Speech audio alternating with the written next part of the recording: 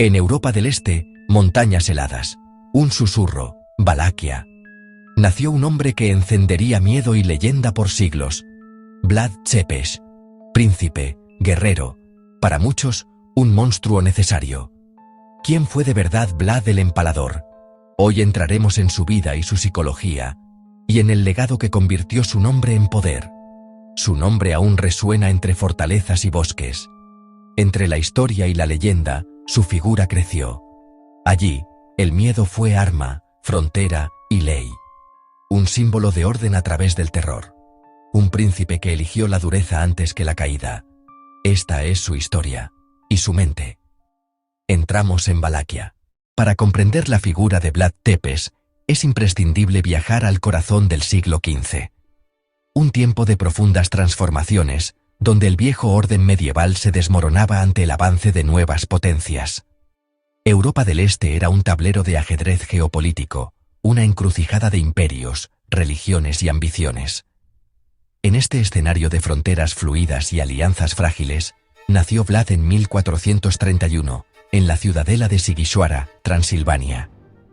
Su destino estaría indisolublemente ligado al de su tierra natal, Valaquia. Valaquia, junto con su principado hermano de Moldavia, se encontraba atrapada entre dos gigantes.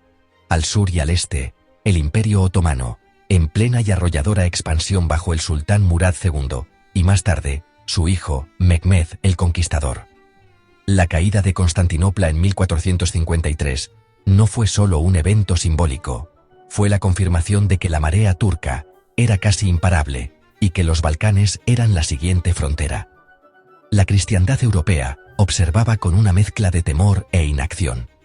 Al norte y al oeste, el poderoso reino de Hungría, liderado por figuras como Juan Hunyadi, se erigía como el principal bastión católico contra el avance otomano. Hungría ejercía una soberanía nominal sobre Valaquia, viéndola como un estado tapón crucial para su propia defensa. Esta posición intermedia condenaba a Valaquia a una existencia precaria. Sus gobernantes, los voivodas, debían dominar el arte de la diplomacia, jurando lealtad a Budapest, mientras pagaban tributo a la Sublime Puerta, en un peligroso equilibrio para mantener una autonomía que siempre estaba en tela de juicio. El poder cambiaba de manos con la velocidad de una tormenta. La política interna de Valaquia era un nido de víboras. Los boyardos, la aristocracia terrateniente, formaban facciones que conspiraban constantemente para deponer a un príncipe y colocar a su propio candidato, a menudo con el apoyo de húngaros u otomanos. La traición era la moneda de cambio más común. En este mundo, la lealtad era un lujo y la supervivencia, un arte. El linaje de Vlad lo preparó para este caos. Su padre, Vlad II, no era un noble cualquiera. Era miembro de la prestigiosa y secreta Orden del Dragón, una sociedad de caballería fundada por el emperador del Sacro Imperio Romano Germánico, Segismundo de Luxemburgo. Su propósito, defender la cruz y combatir a los enemigos de la cristiandad, principalmente a los turcos otomanos. Por su pertenencia a esta orden, Vlad II recibió el apodo de Dracul, que en rumano antiguo significaba el dragón. Consecuentemente, su hijo, nuestro protagonista, sería conocido como Drácula, que literalmente significa hijo del dragón. Lejos de las connotaciones siniestras que adquiriría siglos después, este nombre era en su origen un símbolo de honor, un emblema de la cruzada a la que su familia estaba consagrada. Sin embargo, la política real era mucho más compleja que los ideales caballerescos. El propio Vlad Dracul se vio forzado a navegar las turbulentas aguas de la diplomacia, pactando con los otomanos cuando era necesario para asegurar su trono. Y fue una de estas concesiones la que selló el destino de su hijo. En 1442, para demostrar su lealtad al sultán Murad II, Vlad Dracul entregó a sus dos hijos menores como rehenes, Vlad, de apenas 11 años, y su hermano menor, Radu. La infancia de Vlad terminó abruptamente. Dejó de ser un príncipe en su tierra para convertirse en una garantía humana en el corazón del imperio enemigo. Su nuevo hogar sería la corte otomana en Edirne. Estos años de cautiverio no fueron de maltrato físico en una mazmorra, como podría imaginarse. eran una forma de adoctrinamiento. Los príncipes rehenes recibían una educación de élite junto al propio hijo del sultán, el futuro Mehmed el Conquistador. Aprendió turco, estudió el Corán, la lógica y la filosofía. Se familiarizó íntimamente con la estructura del poder otomano, su burocracia, su disciplina militar y sus tácticas de guerra. Aprendió disciplina entre adversarios.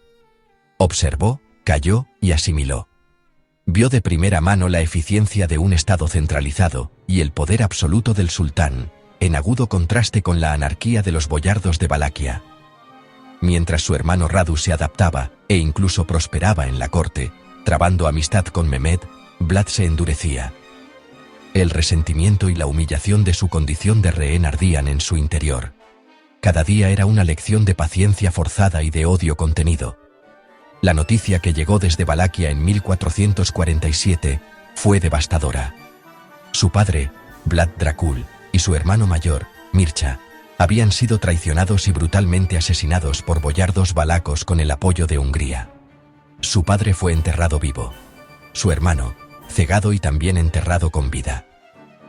Esta traición no solo lo dejó huérfano y sin su principal aliado, sino que grabó a fuego en su alma una lección imborrable. La debilidad se paga con la muerte, y la traición solo puede ser purgada con sangre. Esta experiencia forjó su carácter rígido y su obsesión con un concepto de justicia absoluto, casi divino. Una justicia que no admitía grises, que exigía un orden implacable y un castigo ejemplar para quienes lo desafiaran.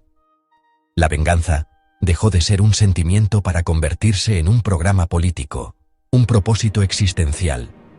Cada día en cautiverio se convirtió en la preparación para su regreso. Estudió las tácticas otomanas no solo como un alumno, sino como un futuro enemigo. Analizó sus fortalezas y, más importante aún, sus debilidades. Comprendió su logística, su psicología en el campo de batalla y cómo el miedo podía ser un arma tan efectiva como la espada.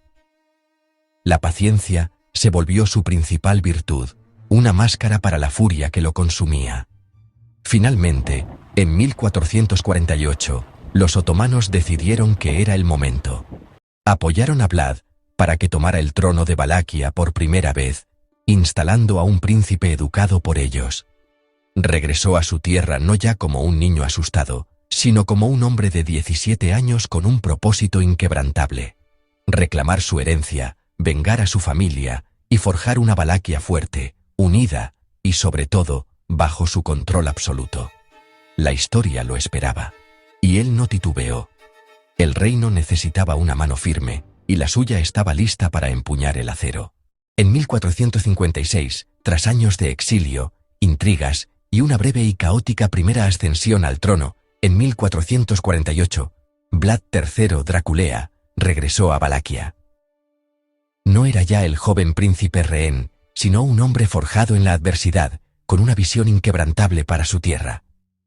Asumió el trono de Valaquia con un objetivo claro, una obsesión que definiría cada uno de sus actos: mantener la independencia de su reino. Valaquia era una encrucijada, un estado tapón atrapado entre dos superpotencias, el reino de Hungría al norte y el expansivo imperio otomano al sur.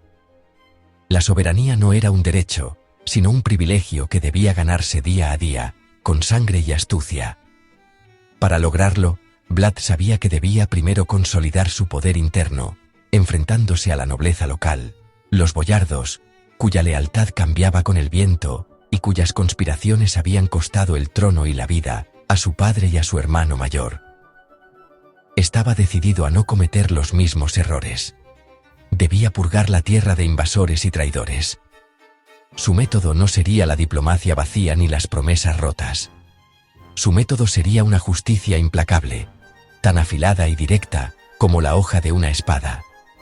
Comprendió que para gobernar un principado fracturado y amenazado, el poder no solo debía ejercerse, sino también demostrarse de una forma que nadie pudiera ignorar. Se debe advertir al espectador que las siguientes descripciones se basan en crónicas de la época y pueden resultar perturbadoras.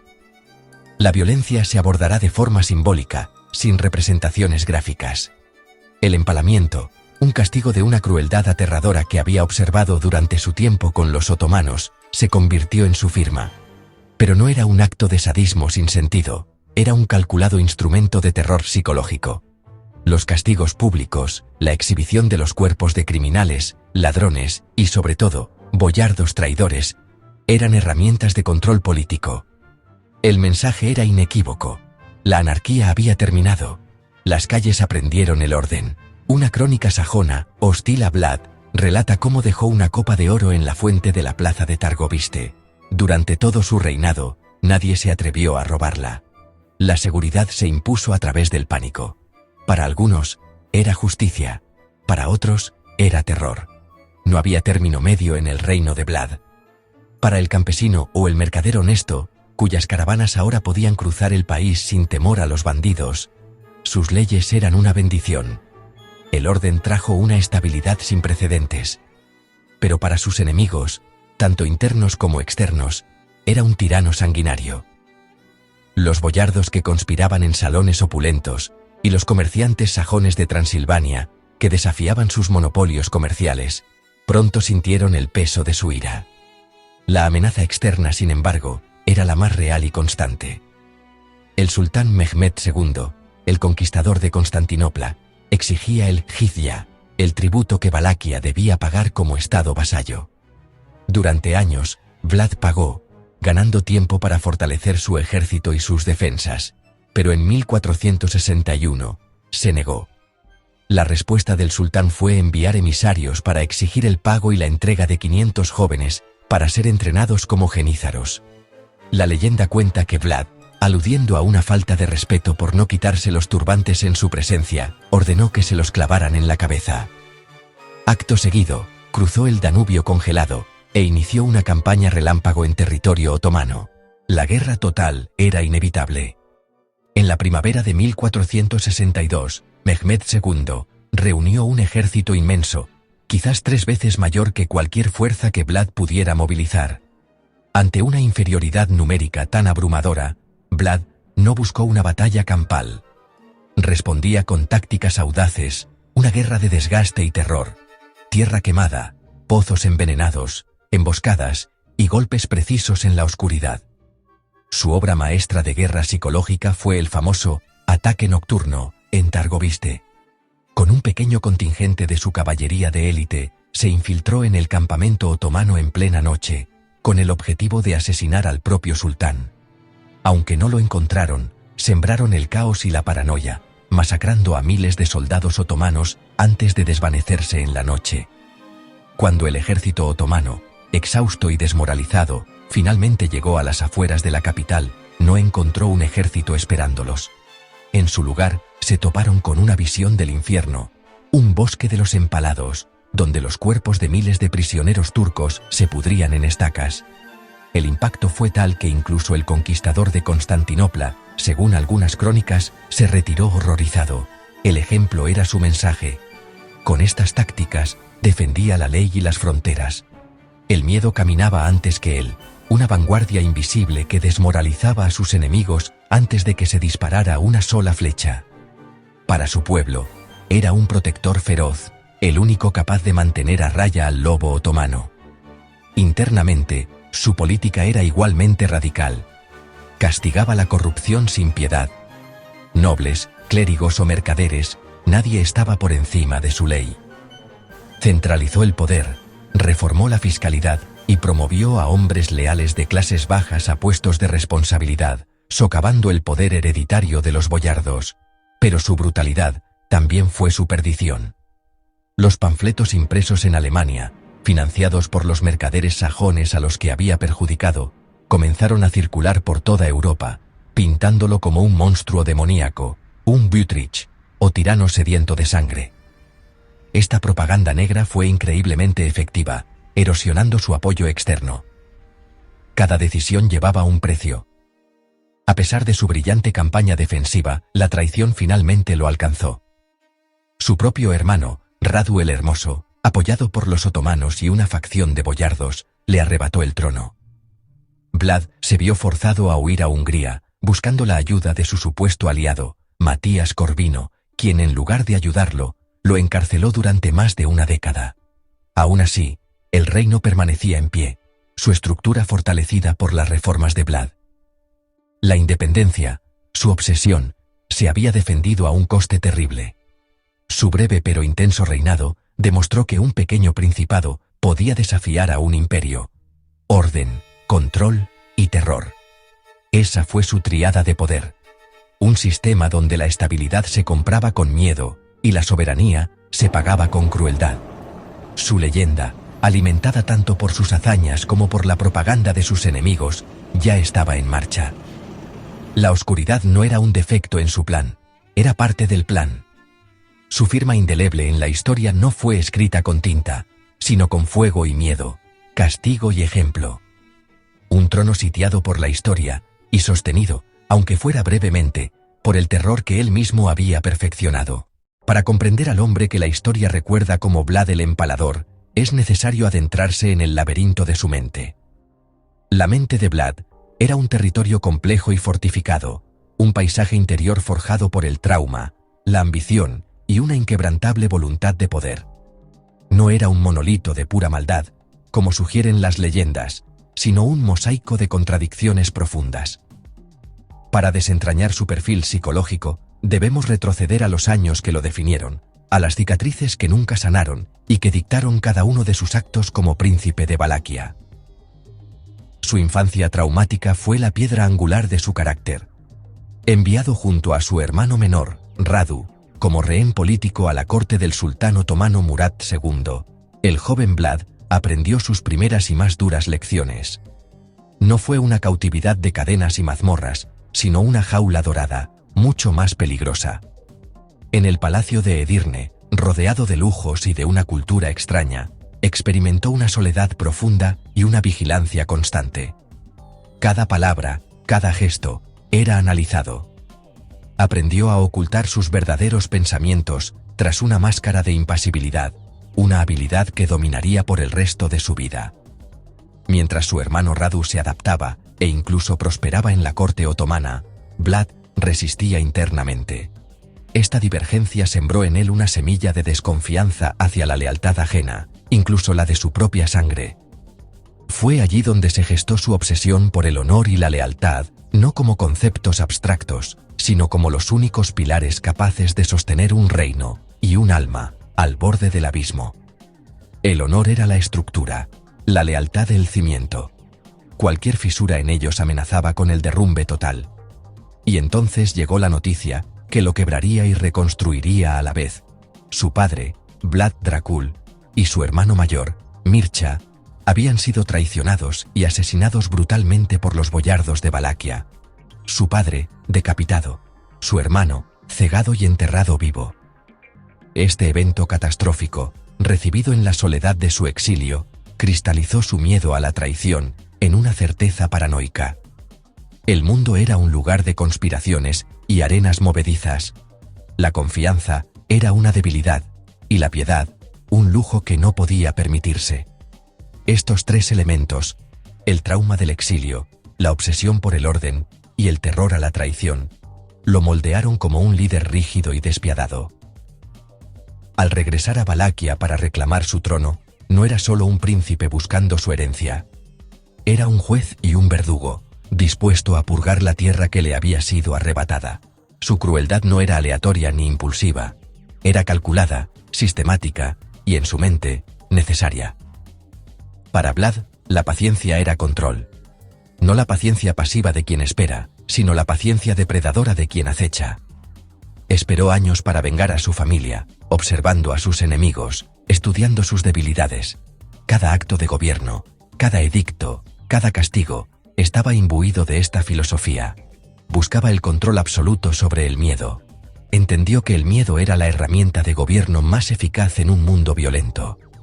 No aspiraba a ser amado, sino a ser temido de una forma tan profunda que la sola idea de la desobediencia resultara impensable. El miedo era el lenguaje universal que tanto los boyardos arrogantes como los invasores otomanos podían entender. Su código era duro y simple, despojado de cualquier ambigüedad. La honestidad era recompensada, la corrupción castigada. La lealtad a Valaquia era sagrada. La traición se pagaba con la muerte más atroz imaginable. El empalamiento, el método que le daría su infame apodo, no era solo un método de ejecución. Era una declaración política, un espectáculo de terror diseñado para grabar su mensaje en la psique colectiva. Así se veía a sí mismo, no como un tirano, sino como un cirujano radical que debía amputar las partes gangrenadas del cuerpo social para salvar al resto. Se consideraba el único baluarte contra el caos interno y la aniquilación externa. Un defensor de su pueblo y de la cristiandad, un mal necesario en tiempos desesperados. Sin embargo, la posteridad ha luchado por reconciliar las facetas de su personalidad. Algunos historiadores, basándose en las crónicas sajonas y turcas que buscaban demonizarlo, lo describen como un maníaco obsesivo, un sádico que disfrutaba del sufrimiento ajeno, un psicópata sediento de sangre. Otros, especialmente en la historiografía rumana moderna, lo ven principalmente como un estratega brillante y un patriota feroz. Argumentan que sus métodos, aunque brutales, no eran excepcionales para la época y que siempre tuvieron un propósito político claro: centralizar el poder, eliminar la corrupción endémica de los boyardos y presentar un frente unificado y aterrador contra la expansión otomana. La verdad, probablemente, es que en él convivían estos extremos. No era una cosa o la otra, era ambas a la vez. El estratega utilizaba las herramientas del sádico para lograr sus fines. El patriota estaba impulsado por un trauma personal profundo. Su justicia era binaria y absoluta. Lealtad premiada, traición castigada. No había grises. Un mercader que era robado veía al ladrón empalado, pero también su propia bolsa de oro de vuelta. Un boyardo que conspiraba moría de la forma más horrible, sirviendo de lección para los demás. El mensaje era temblor y orden. A través del terror, Valaquia se convirtió, según las crónicas, en un territorio de una seguridad sin precedentes. Se decía que se podía dejar una copa de oro en una fuente pública y nadie se atrevería a tocarla. El orden se imponía a través de la omnipresencia de la consecuencia. Su conducta extrema reflejaba un deseo de control absoluto, una necesidad compulsiva de dominar su entorno para que nunca más pudiera ser víctima de él. Quería fijar el mundo en su sitio, detener las traiciones y las conspiraciones, crear un sistema predecible donde él era la única variable impredecible. Este anhelo de control se manifestaba en un sentido distorsionado de justicia. Para él, la justicia no era un ideal abstracto de equidad, sino una herramienta de estabilización. El castigo no necesitaba ser proporcional al crimen, necesitaba ser lo suficientemente aterrador para prevenir crímenes futuros. Castigaba sin piedad a quien desafiaba su autoridad, ya fuera un noble conspirador, un mercader sajón que ignoraba sus edictos comerciales, o un ejército otomano invasor. Para ellos, reservaba sus métodos más crueles, convirtiendo sus cuerpos en parte del paisaje, en advertencias mudas. Pero, según las mismas fuentes que relatan sus atrocidades, protegía a los inocentes, a los campesinos y a los pobres, con la misma ferocidad. Los defendía de los abusos de los boyardos y de los invasores. En esta dualidad residía su poder. Era el monstruo que te protegía de otros monstruos. Su imaginación, oscura y pragmática, convirtió el paisaje en advertencia.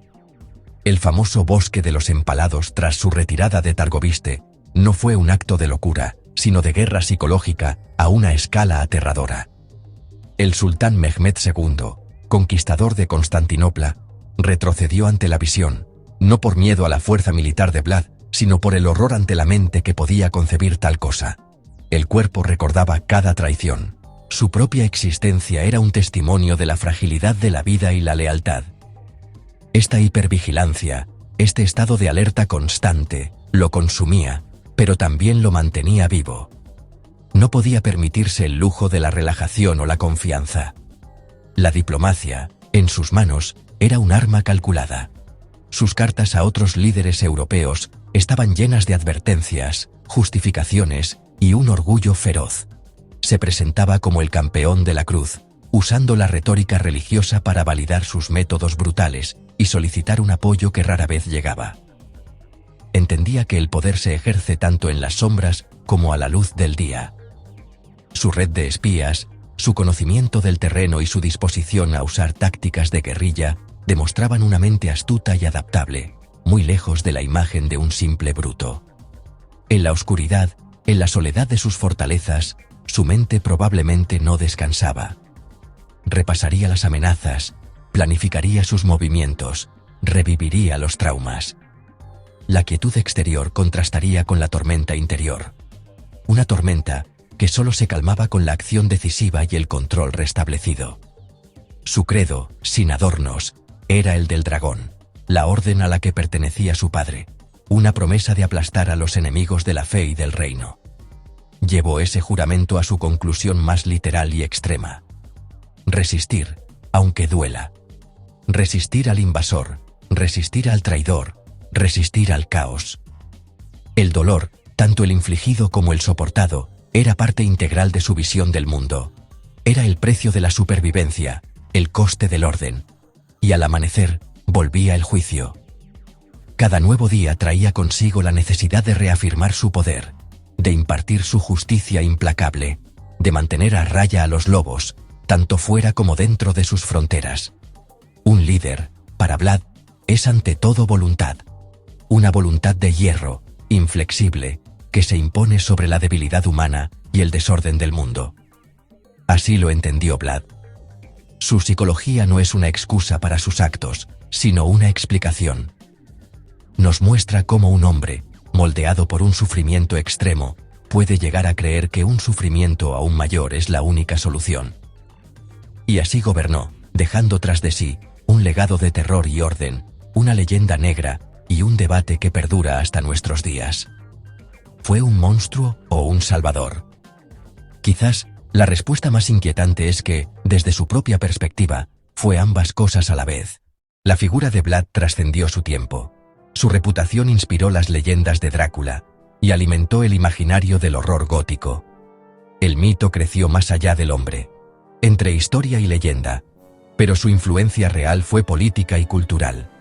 Mostró cómo un líder podía utilizar el miedo para consolidar poder, mantener orden y proteger su pueblo. Hoy sigue siendo estudiado como ejemplo de liderazgo extremo y psicología del poder.